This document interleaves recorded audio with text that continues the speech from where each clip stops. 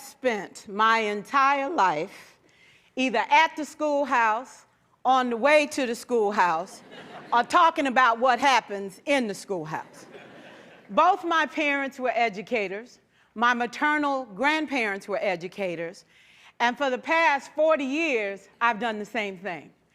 And so needless to say, over those years, I've had a chance to look at education reform from a lot of perspectives. Some of those reforms have been good, some of them have been not so good.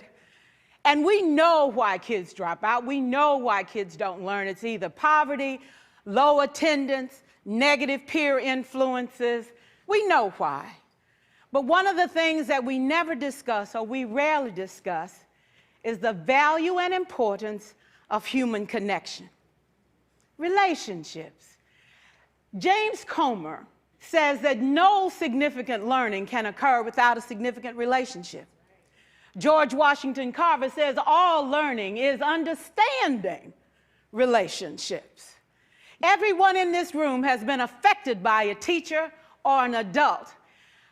For years, I have watched people teach. I have looked at the best and I've looked at some of the worst. A colleague said to me one time, they don't pay me to like the kids. They pay me to teach a lesson. The kids should learn it. I should teach it, they should learn it, case closed. Well, I said to her, you know, kids don't learn from people they don't like.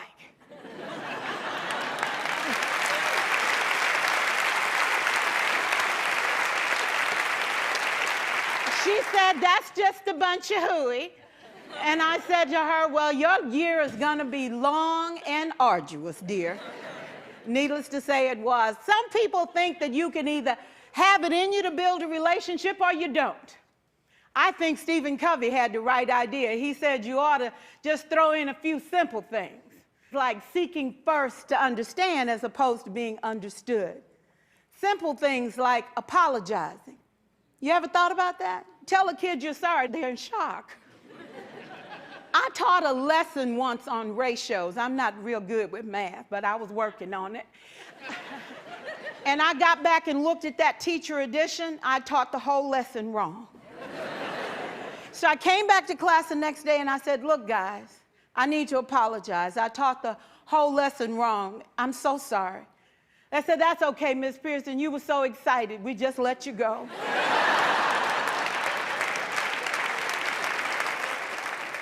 I have had classes that were so low, so academically deficient that I cried. I wondered, how am I going to take this group in 9 months from where they are to where they need to be?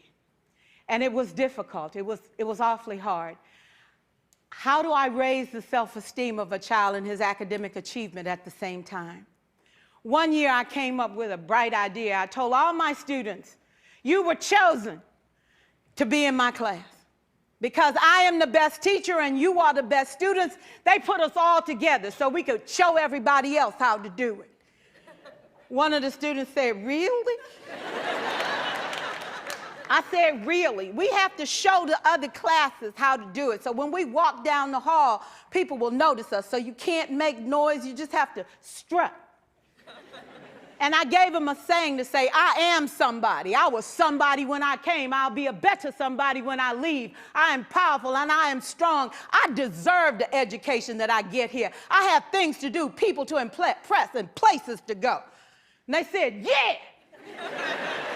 You say it long enough, it starts to be a part of you.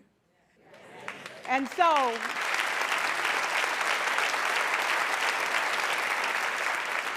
I gave a quiz, 20 questions. Student missed 18. I put a +2 on this paper and a big smiley face. He said, Miss Pierson, is this an F? I said, yes. He said, then why'd you put a smiley face? I said, because you on the roll. You got 2 right, you didn't miss them all. I said, and when we review this, won't you do better? He said, yes, ma'am, I can do better. You see, -18 sucks all the life out of you. +2 said, I ain't all bad.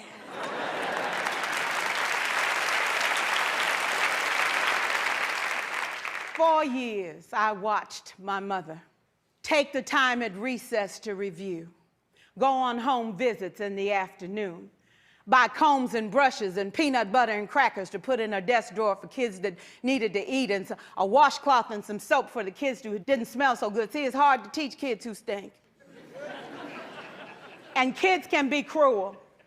And so she kept those things in her desk, and years later, after she retired, I watched some of those same kids come through and say to her, you know, Miss Walker, you made a difference in my life. You made it work for me. You made me feel like I was somebody when I knew at the bottom I wasn't. And I want you to just see what I've become. And when my mama died 2 years ago at 92, there were so many former students at her funeral. It brought tears to my eyes, not because she was gone, but because she left a legacy of relationships that could never disappear. Can we stand to have more relationships? Absolutely. Will you like all your children? Of course not. And you know your toughest kids are never absent. Never. You won't like them all, and the tough ones show up for a reason. It's the connection, it's the relationships. And while you won't like them all, the key is they can never, ever know it. So teachers become great actors and great actresses, and we come to work when we don't feel like it, and we listen to policy that doesn't make sense, and we teach anyway. We teach anyway because that's what we do.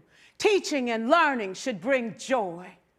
How powerful would our world be if we had kids who were not afraid to take risks, who were not afraid to think, and who had a champion? Every child deserves a champion, an adult who will never give up on them, who understands the power of connection and insists that they become the best that they can possibly be.